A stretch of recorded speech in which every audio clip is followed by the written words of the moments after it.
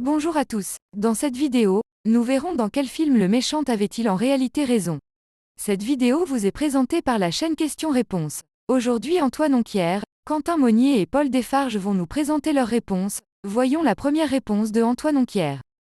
Ce type, juste là. Shere Khan de l'adaptation en direct du livre de la jungle. Lorsqu'il aperçoit Mowgli pour la première fois, il a l'intention de le tuer. Il rappelle à tout la loi de la jungle qui dit que les hommes sont interdits et que ce sont les loups qui enfreignent la loi en le capturant. Shere Khan, changez de terrain de chasse pendant quelques années et tout le monde oublie comment la loi fonctionne. Laissez-moi vous le rappeler, un homme cub devient un homme, et l'homme est interdit. Et il y a une bonne raison à cela. Quand l'homme va dans la jungle, il apporte la fleur rouge, le feu, et la fleur rouge détruit tout ce qu'elle touche. La plupart des lois de la jungle visent précisément à empêcher l'homme d'y aller, car elles ne l'interdisent pas seulement de la jungle, elles interdisent également aux animaux de la jungle d'entrer dans les villages de l'homme ou de tuer son bétail. Et il a des raisons de les craindre, c'est lui qui a tué les humains qui, à son avis, pénétraient dans la jungle, les parents de Mowgli, comme le dit la loi de la jungle, et qui a été gravement brûlé à cause de cela. Il porte les cicatrices de la fleur rouge sur tout le corps et sur l'œil. Son but est de tuer Mowgli, le petit homme, avant qu'il ne devienne un homme adulte et n'apporte la fleur rouge et sa destruction dans la jungle, mais il suit la loi qui décrète que les animaux ne s'entretuent pas pendant une sécheresse, pour permettre à chacun de boire de l'eau en toute sécurité. Alors, que fait Mowgli? Il a été trouvé bébé, élevé selon la loi de la jungle, même si sa seule présence la brisait, et selon la loi, il a le choix de partir et d'aller vivre avec les humains.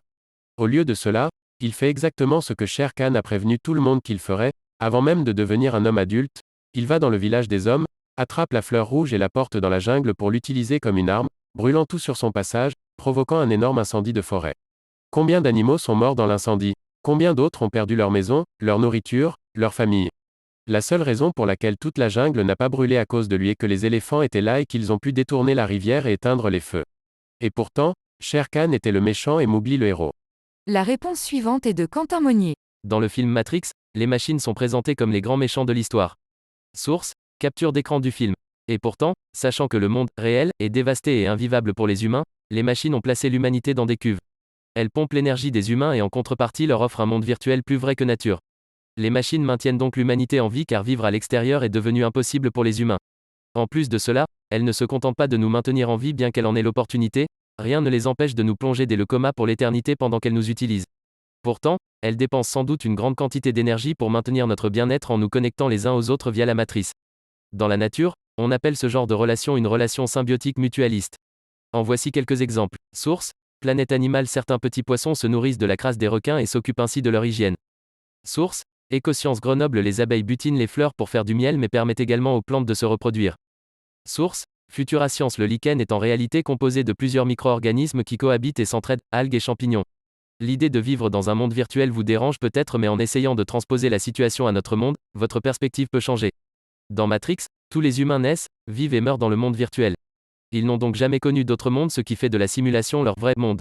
Pas convaincu? Imaginez qu'on vous apprenne que le monde dans lequel vous vivez depuis tout petit est une simulation.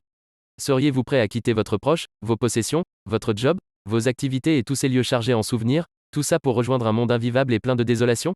Certainement pas. En tout cas, pas moi. Voilà pourquoi je trouve que dans Matrix les machines sont gentilles et que Neo est en réalité un égoïste.